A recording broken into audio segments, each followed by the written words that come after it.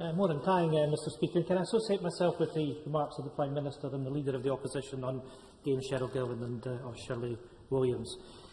Mr Speaker, the Scottish Government has passed landmark legislation embedding the UN Convention on the Rights of the Child into Scots law. A real revolution in children's rights. Every party in the Scottish Parliament supported it, even the Scots Tories. It has been welcomed everywhere, except here in Westminster. Instead of supporting this new law, the UK Government is shamefully taking the Scottish Parliament to court in order to strike it down. Apparently, the only basis of the UK Government's legal case is that the law constrains Westminster powers. So, Prime Minister, can you do everyone a favour by explaining how protecting children's rights in Scotland threatens the Tory government in London? Mr Speaker, this is complete nonsense. The Government of the United Kingdom ratified the UN Convention on the Rights of the Child 30 years ago.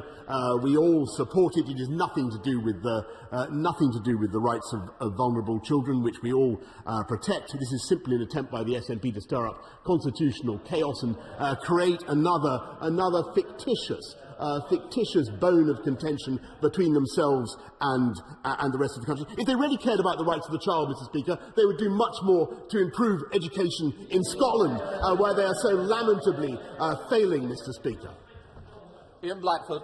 The rights of the child, an act passed by the Scottish Parliament, supported by every party, and his government is taking our Parliament, our government, to court. Mr Speaker, there's nothing technical about this, and the Westminster Government wants to strip away the rights of children in Scotland. This is a tale of two governments.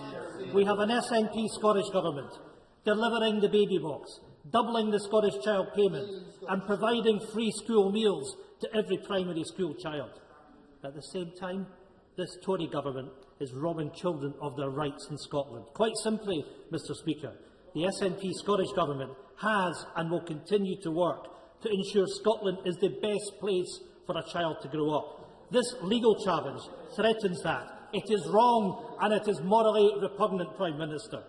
Will the Prime Minister commit to withdrawing his legal challenge today? If not, we'll see you in court.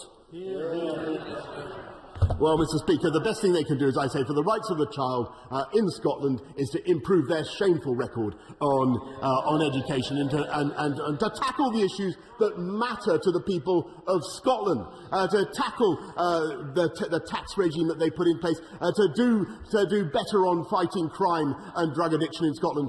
They should be looking at the issues that really matter, in my view, to the people of Scotland, and instead they're going into the elections next month, Mr Speaker, yet again on a campaign to break up this country. That's all they can think of. Break up this country, call for a referendum, break up this country, destroy our country and call a referendum in a way that I think is completely irresponsible at a very difficult time when we want to bounce back stronger together. David Jones.